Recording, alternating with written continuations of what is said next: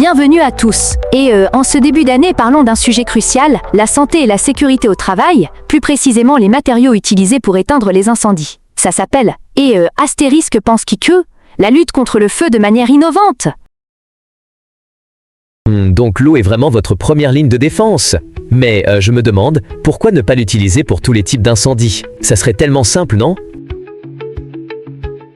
Ah, très bonne question. En fait, l'eau ne convient pas à tous les types de feux. Par exemple, pour les feux de type B, qui impliquent des liquides inflammables comme l'huile, l'eau peut en réalité aggraver la situation, car elle peut provoquer des éclaboussures, propageant ainsi le feu. C'est un peu comme essayer de servir une friandise glacée sous le soleil brûlant. Ce n'est pas une bonne idée. Oh waouh, donc l'eau peut parfois être un ennemi. Fascinant. Qu'est-ce qui entre en jeu pour ces autres matériaux comme les mousses, je suppose? J'ai entendu dire qu'il y en a plusieurs types. Oui, écoutez bien, il y a deux types de mousses, les mousses chimiques et mécaniques. Astérisque pose astérisque. Les mousses chimiques, comme le mousse de polychlorure de vinyle, se produisent grâce à une réaction chimique, tandis que les mousses mécaniques se forment en mélangeant un concentré avec de l'eau et de l'air. Imaginez un nuage de mousse qui s'élève, enveloppant le feu, et créant une barrière contre l'oxygène.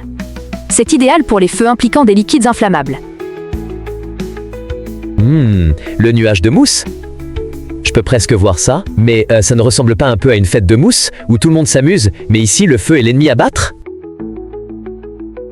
Haha, exactement. Une fête de mousse avec un but sérieux.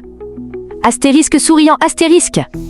Ensuite, nous avons les produits chimiques secs. Ce sont des matériaux réactifs, comme le bicarbonate de sodium et le bicarbonate de potassium.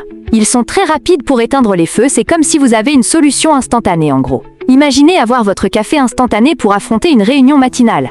C'est ce que ces produits chimiques vous apportent. Waouh, instantané, ça doit être génial de les avoir autour. Mais pourquoi ne pas les utiliser partout? Vous savez, comme pour un barbecue ou quelque chose du genre? Haha! Eh bien en fait, chaque matériau a ses propres applications. Astérisque soupir astérisque. Pour les feux de métal, par exemple, on utilise des poudres sèches spécifiques, parce que d'autres matériaux pourraient causer davantage de dégâts. Comme si vous tentiez de balayer un verre fragile à l'aide d'un marteau, ça n'irait pas très bien.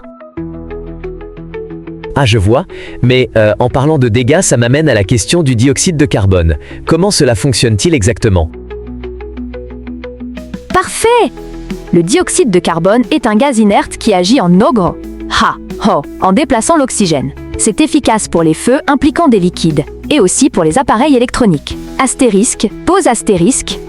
Imaginez être dans une pièce fermée avec une bougie allumée. Si vous emportez toute l'air, et l'oxygène, la flamme s'éteint presque instantanément. C'est comme si le CO2 disait « Désolé, mais il n'y a pas assez d'oxygène ici ». Waouh, c'est comme un voleur d'oxygène. Mais qu'en est-il des des halogènes? Je n'ai jamais entendu parler de ça. Génial! Alors, les halogènes sont des des hydrocarbures qui réagissent avec les radicaux libres dans les matériaux en combustion. Lorsque vous les vaporisez sur un feu, ils provoquent une réaction chimique pour éteindre le feu. Imaginez ça comme une danse entre le feu et le halogène, où le halogène prend le dessus et laisse le feu sans énergie. Astérisque, sourire astérisque. Chaque matériau joue un rôle clé selon le type d'incendie. Et à la fin, le bon choix peut faire toute la différence. C'est vraiment captivant. Je n'avais aucune idée qu'il y avait autant de variétés et d'applications dans les matériaux d'extinction des incendies. C'est un peu comme choisir les bons ingrédients pour une recette réussie, non?